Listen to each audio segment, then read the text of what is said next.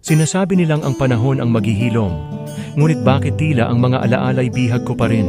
Bawat yakap, bawat ngiti, bawat lihim na sandali.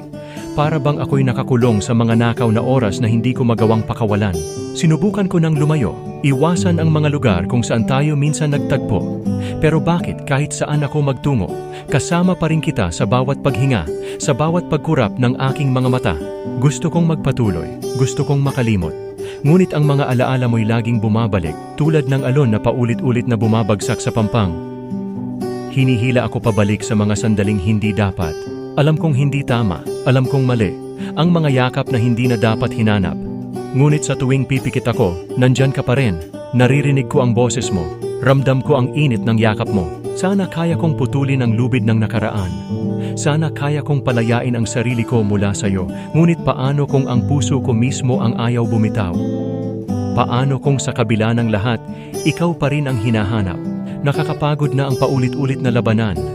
Ang pilit na paglimot, ang pabalik-balik na sakit. Ngunit hanggang kailan ko itatago ang damdamin? Hanggang kailan ko dadalhin ang bigat ng nakaw na mga sandali? Sana balang araw makakaya ko ring huminga ng maluwag, makakaya ko ring lumingon sa nakaraan, na hindi na kita hinahanap, na hindi na kita kailangan.